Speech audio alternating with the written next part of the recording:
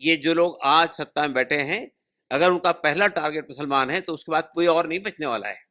जो भी मुखालिफत करेगा उसका यही हश्र होगा, जो अतीक का हुआ है उसका वही हश्र होगा जो अतीक के बेटों का हुआ है, कोई बचेगा नहीं। एक ऐसी गवर्नमेंट मौजूद है मरकज में भी और स्टेट में भी जिसके सामने कानून की कोई हैसियत नहीं है, जिनके सामने इंसाफ की कोई हैसियत नहीं है, जिसके पास में अदालतों की कोई हैसियत नहीं है।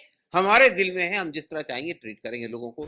जिन लोगों ने बिल्किस बानो का रेप किया था और उसके बच्चे को मार दिया था, वो सब लोग छोड़ दिए गए, जेल से बाहर हैं आजकल, उन पर से केस खत्म हो गया।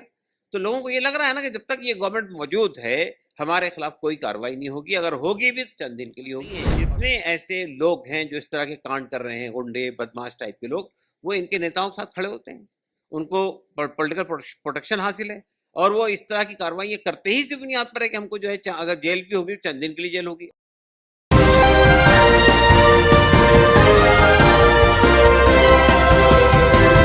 पलपल न्यूज से मैं हूं आपके साथ नदीम अकरम। अतीक अशरफ हत्याकांड पर सवाल खड़े हो गए हैं, क्योंकि इससे 48 घंटे भी नहीं घटे थे कि अतीक अहमद के बेटे असद अहमद को एनकाउंटर में मार गिराया जाता है। उस पर सवाल खड़े ही हो रहे थे। उत्तर प्रदेश पुलिस इस एनकाउंटर पर चारों तरफ से घिर रही थी, तो अतीक और अशरफ की हत्या करवा दी जाती है।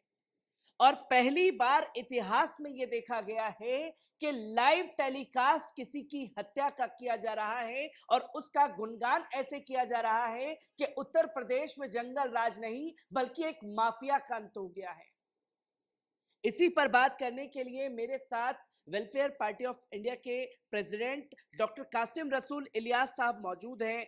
सर, किस तरीके से देखते हैं, क्योंकि इतिहास में ये पहली बार है कि लाइव टेलीकास्ट किसी की मौत का दिखाया जा रहा है। देखिए, असल में कल जो कुछ भी हुआ है वो कई तरह के शकूक को उसने जन्म दिया है। पहली बात तो ये कि चीफ मिनिस्टर बाज़ाब्ता चलती विधानसभा में ये ऐलान करते हैं कि हमसे मिट्टी मिला देंगे। क्या हमारे देश में न्यायपालिका नहीं है, अदालतें नहीं हैं, जजेस नहीं हैं, इन्वेस्टिगेशन एजेंसीज नहीं है? अभी आपने कुछ नहीं किया है और आप ऐलान कर रहे हैं मिट्टी में मिला देंगे। और फिर उसके बाद एक दिन पहले अतीक के बेटे का जिस तरह इनकाउंटर हुआ है, उस इनकाउंटर को देखकर भी ऐसा लगता है कि उस पूरा बनावटी और फेक इनकाउंटर है, कि आप ये दिखा रहे हैं कि वो हथियार लेके था और उसने हमला किया था। किसी पुलिस वाले को खराश नहीं आती है, और मोटरसाइकिल पे कुछ नहीं होता है, धूल तक नहीं होती है, और जब वो मारे जाते हैं तड़प तप के उन्होंने जान दी ये तक कहा गया, लेकिन हाथों में हथियार वैसे ही रहते हैं। तो ये अभी इस पर ही लोग शक की बात कर रहे थे, उंगलियां उठा रहे थे कि जिस तरह से अतीक का कल रात में मर्डर हुआ है, पुलिस की मौजूदगी में इतने सारे पुलिस वाले थे, हॉस्पिटल से ले जा रहे थे। आप सोचिए कि वो आदमी चंद दिन पहले सुप्रीम कोर्ट में गुहार लगाता है कि मुझे सिक्योरिटी दी जाए, मुझे जान को खतरा है। उसको आप ओपनली लाते हैं, कोई बंद गाड़ी में नहीं लाते हैं, ओपनली लाते हैं जीप में बिठाकर और उसको उतारते हैं और पब्लिक डॉम उसमें से लेके जाते हैं साथ में उसको, और दोनों को हथकड़ी लगी हुई है, अतीक को और अशरफ को, और पुलिस वाले अच्छे खासे कर्मी साथ में हैं, और जो मारने वाले हैं वो पुलिस की भीड़ को चीरते हुए अंदर दाखिल होते हैं और उन पे गोली चला देते हैं पुलिस के मौजूदगी में। उन पे कोई खराश नहीं आती मारने वालों पे, पुलिस उन पर गोलियां नहीं चलाती है। जब आप ये कहते हैं कि उत्तर प्रदेश की पुलिस इतनी माहिर है और इतनी तेज़ है कि वो किसी को नहीं छोड़ेगी, तो वो किस तरह से इनको ये पूरी कार्रवाई करने का मौका देते हैं? और मीडिया मौजूद है, मीडिया जो है पूरी तरह से उसको लाइव टेलीकास्ट कर रहा है, हर चीज़ की जा रही है। इसका मतलब ये कि आपको अब किसी चीज़ का कोई खौफ नहीं है। आप अलल ऐलान या किसी को मार देंगे, किसी को ख़त्म कर देंगे, अपने ही लोगों के ज़रिए से उनका उनका उनका कत्ल करवा देंगे।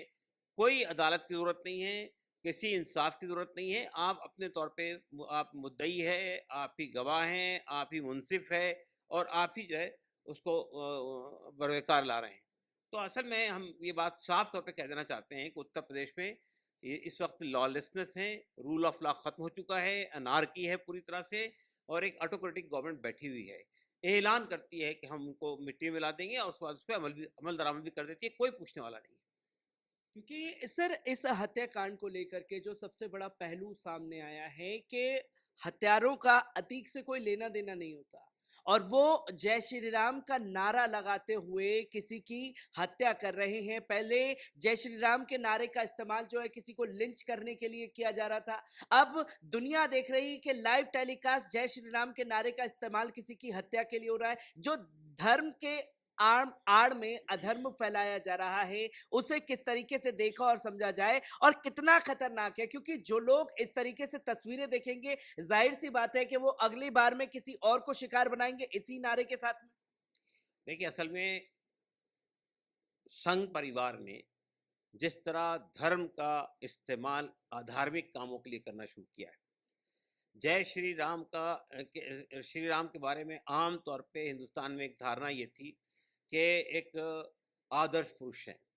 ये धारणा थी कि भाई हम यहाँ पे राम राज कायम करेंगे। आज जय श्री राम का नारा लगता है तो ऐसा लगता है कि कोई लॉलेसनेस होने वाली है, कोई गुंडागर्दी होने वाली है, किसी का कत्ल होने वाला है, किसी को मारा जाने वाला है, किसी को लिंच किया जाने वाला है। आपने क्या कर दिया है। और मुझे अफसोस इस बात का है कि हिंदू धर्म के जितने धार्मिक नेता हैं, जितने धार्मिक गुरु हैं, जितने सेन एलिमेंट के लोग हैं, इस पर कोई आवाज़ नहीं उठा रहे कि किस तरह ये धर्म को हाईजैक कर रहे हैं। ये लोग गुंडे, बदमाश, लुच्चे लफंगे धर्म का इस्तेमाल करते हुए नारा लगाते हैं और नारे लगा के जो है उनको कत्ल कर देते हैं, किसी को भी, किसी को मार देते हैं, किसी को लिंच कर देते हैं, किसी को रेप की धमकियाँ देते हैं और किसी की नस्लकशी की बात करते हैं और उसके बाद फिर धार्मिक भी बने रहते हैं। तो ये जो धर्म के नाम पर जो अधर्म फैलाया जा रहा है, इसको अगर रोका नहीं गया तो हिंदू धर्म की पहचान ये बन जाएगी कि एक तरह से खुदा ना यानी ये बात बन जाएगी कि वो एक आतंकी मजहब है, आतंकवाद से उसका ताल्लुक जुड़ रहा है। तो ये जो सूरत हाल है ये भी इस मुल्क के लिए इंतहाई तशवीशनाक है। जब तक के यानी आम तौर पे लोग ये बात कहते थे यहाँ पर कि हिंदू धर्म तो सबको समाने वाला धर्म है, सबको साथ लेके चलने वाला धर्म है, ये बहुत इंटॉलरेंट रिलीजन है, लेकिन अब उसका जो फेस सामने आ रहा है तो वो बहुत ही इंटॉलरेंट फेस सामने आ रहा है। तो ये जब जब धर्म के नाम पर अधार्मिक लोग धर्म का इस्तेमाल करने लगेंगे तो उसका यही हाल होगा। तो मैं ये समझता हूँ कि इस मुल्क के जो धार्मिक लोग हैं उनकी जिम्मेदारी बनती है कि वो ऐलान करें कि इनका कोई ताल्लुक नहीं धर्म से। ये अधार्मिक लोग हैं जो धर्म का इस्तेमाल अपने पॉलिटिकल एंड के लिए कर रहे हैं। क्योंकि सर इसी के साथ साथ सवाल यहाँ ये भी खड़ा हो जाता है, जैसे असद की जब एनकाउंटर किया गया तब भारतीय जनता पार्टी के लोग एक जश्न मनाते हुए दिखाई दे रहे थे। कल अतीक और अशरफ की हत्या कर दी जाती है, तमाम भाजपा के नेताओं के बयान आते हैं कि सबके पाप का हिसाब जो है वो यही होना है और तमाम तरीके की बातें की जाती हैं। और इसी बीच जो लवलेश तिवारी मुख्य आरोपी है जिसने गोली चलाई, उसके तार जो हैं वो साफ तौर पर देखे जा रहे हैं कि स्मृति ईरानी के साथ में उसकी तस्वीरें वायरल हो रही हैं, बजरंग दल के साथ में उसकी तस्वीरें जो हैं बाकायदा वायरल हो रही हैं और हिंदुत्व का एक प्रचारक के तौर पर अपने आप को उभार करके दिखा रहा था। जो अब ये कनेक्शन सामने आ रहा है वो कितना खतरनाक है, क्योंकि इन्हें पता है कि कल ना कहीं तो इन लोगों के इनके आका बचा लेंगे। देखिए, असल में ये एक मामला नहीं है। इससे पहले जो मोनू का केस सामने आया था हरियाणा के, उसकी तस्वीरें भी मुल्क के हमारे जो होम मिनिस्टर हैं उनके साथ मौजूद हैं। तो ये कोई नई बात नहीं है। जितने ऐसे लोग हैं जो इस तरह के कांड कर रहे हैं, गुंडे बदमाश टाइप के लोग, वो इनके नेताओं के साथ खड़े होते हैं, उनको पॉलिटिकल प्रोटेक्शन हासिल है और वो इस तरह की कार्रवाई करते ही इसी बुनियाद पर है कि हमको जो है अगर जेल भी होगी चंद दिन के लिए जेल होगी। और आप देख ही रहे हैं ना, चंद दिन पहले गुजरात के अंदर जिन लोगों ने औरतों के पेट चीर चीर के बच्चे निकाल के तलवार पर लटकाए थे, जिन लोगों ने बिल्किस बानो का रेप किया था और उसके बच्चे को मार दिया था, वो सब लोग छोड़ दिए गए, जेल से बाहर हैं आजकल, उन पर से केस खत्म हो गया। तो लोगों को ये लग रहा है ना कि जब तक ये गवर्नमेंट मौजूद है हमारे खिलाफ कोई कार्रवाई नहीं होगी, अगर होगी भी तो चंद दिन के लिए होगी और फिर हमारे खानदान को हर चीज़ को रिवार्ड कर दिया जाएगा। तो ये जो सिचुएशन इस मुल्क में बन रही है, हमारे मुल्क में यानी रूल ऑफ लॉ खत्म हो गया, डेमोक्रेसी खत्म हो गई, ऑटोक्रेसी कायम हो गई। अब हुकूमत जो चाहती है वो करती है, कोई बोलने वाला नहीं है, कोई परेशान हाल नहीं है। जो कुछ आप देख रहे हैं किस तरह से हमारे देश की अर्थव्यवस्था को तिलपट कर दिया है, अडानी के नाम पे जो कुछ हंगामा हो रहा है पूरे मुल्क में वो आपके सामने। अभी सत्यपाल मलिक साहब ने जो कल परसों खुलासा किया है जम्मू कश्मीर के पुलवामा के केस का, उससे भी साफ समझ में आ रहा है कि नेशनल सिक्योरिटी के साथ भी ये लोग खिलवाड़ करते हैं। तो इसका मतलब क्या है? एक ऐसी गवर्नमेंट मौजूद है मरकज़ में भी और स्टेट में भी जिसके सामने कानून की कोई हैसियत नहीं है, जिनके सामने इंसाफ की कोई हैसियत नहीं है, जिसके पास में अदालतों की कोई हैसियत नहीं है। हमारे दिल में है, हम जिस तरह चाहेंगे ट्रीट करेंगे लोगों को। किसी को बुलडोज़र से मकान तोड़ देंगे, किसी का को इनकाउंटर में मार देंगे, किसी को दिन दहाड़े कत्ल करवा देंगे, हमारा कोई पुरसाने हाल नहीं, कोई पूछने वाला नहीं है। ये जो सिचुएशन पैदा हो गई है इस मुल्क के अंदर, ये इस देश की जनता के लिए एक बहुत बड़ा सवाल का मौजू है कि अगर आप इसको ये समझ रहे हैं कि ये कुछ हिंदू मुस्लिम का मसला हल हो रहा है, आप ये समझ रहे हैं कि यहाँ पे वाक़ई कोई हिंदू राष्ट्र आने वाला है, ये सब बातें लोगों को बेवकूफ़ बनाने के लिए की जा रही हैं, लोगों को जज़्बाती तौर पे बरंगेज़्ता करने के लिए की जा रही हैं, अपने एंड को और अपनी जो पॉलिटिकल ज़रूरत जो है उसको पूरा करने के लिए किया जा रहा है। अगर इन लोगों को इक़्तिदार से नहीं हटाया गया, तो आगे क्या होगा, ये कहना बहुत मुश्किल है। सर, इसी के साथ-साथ लगातार एक सवाल ये भी उठ रहा है कि जहां अतीक अहमद और अशरफ की हत्या की गई, हमारा नेशनल मीडिया ये दिखा रहा है कि अतीक तो झांकी है, मुख्तार अंसारी अभी बाकी है। जब इस तरीके के स्लग चलाए जा रहे हैं और जय श्री राम का नारा लगा करके हत्या कर दी जा रही है, तो क्या ये देखा जाए कि मुस्लिम नामों को टारगेट सिर्फ इसलिए किया जा रहा है ताकि हिंदू मुस्लिम की जो फसाद है उसे जन्म दिया जा सके और उस पर अपनी वोट बैंक की राजनीति की जा सके? देखिए, पहली बात तो मैं ये कहना चाहता हूँ कि हमारे देश में मीडिया नाम की कोई चीज़ नहीं है। ये जो मीडिया है, ये तो बिकाऊ मीडिया है। ये जो मीडिया है, ये तो गोदी मीडिया है। ये जो मीडिया है, ये तो भोंपू मीडिया है, हुकूमत का भोंपू है। हुकूमत जो चाहती है, वो कहलवाती है मीडिया के ज़रिए से। आप मुझे बताइए, सत्यपाल मलिक ने इतना बड़ा बात कही है, उसको पूरा ब्लैकआउट कर दिया गया। क्यों? क्या ये नेशनल सिक्योरिटी का इशू नहीं है? इसको क्यों नहीं आप मौजूद बहस ला रहे हैं?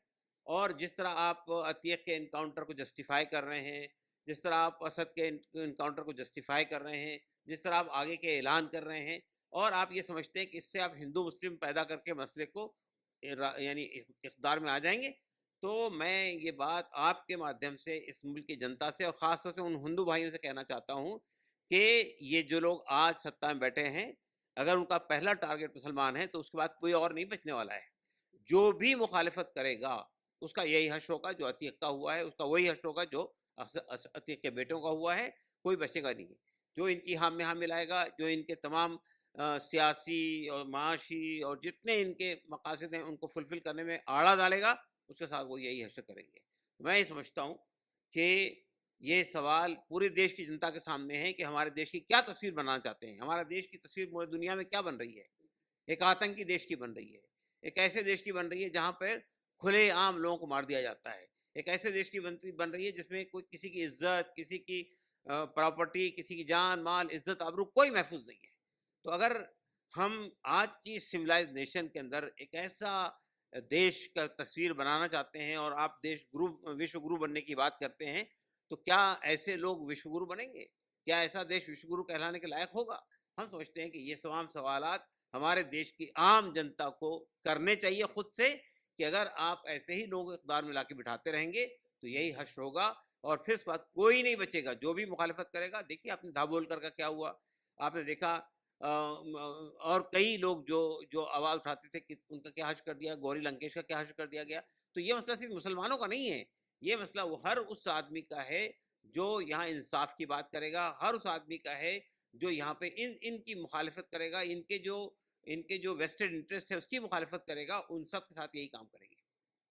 डॉक्टर कासिम रसूल इलियास साहब हमारे साथ मौजूद थे, जिन्होंने अशरफ और अतीक के हत्याकांड पर कई सारे गंभीर सवाल खड़े हुए हैं किए हैं और कटघरे में है उत्तर प्रदेश की सरकार, जो बड़े बड़े ऐलान करते हुए दिखाई दे रहे थे विधानसभा में खड़े होकर के कि हम माफियाओं को मिट्टी में मिला देंगे।